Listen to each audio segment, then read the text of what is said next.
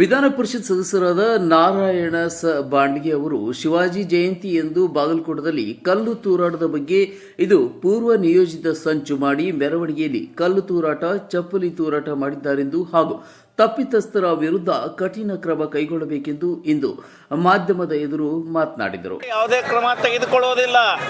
ನಿಮಗೂ ಗೊತ್ತದೆ, ಎಲ್ಲರಿಗೂ ಗೊತ್ತದ, ಎಲ್ಲರೂ ವಾಟ್ಸಪ್ ನೋಡಿದ್ದಾರೆ, ಚಪ್ಪಲಿ ಹ್ಯಾಂಗ್ ಬಂದು ಬಿದ್ದದ ನೋಡಿದ್ದಾರೆ, ಕಲ್ಲಿ ಹ್ಯಾಂಗ್ ಬಂದು ನೋಡಿದ್ದಾರೆ. ಯಾರೋ 4 ಜನರನ್ನು ಹಿಡ್ಕೊಂಡು ಹೋಗಿ ಅವ್ರಿಗೆ ಕೂಡಿಸಿ ಮುಗಿಸ್ಬಿಡ್ತಕ್ಕಂಥದ್ದಲ್ಲ. ಅಲ್ಲಿ ಯಾರು ಇದ್ದಾರೆ ಅದಕ್ಕೆ ಜವಾಬ್ದಾರಿ ಯಾರು? 200 ಜನ ಸ್ಟೇಟ್ಸ್ಗೆ ಜವಾಬ್ದಾರಿ ಯಾರು?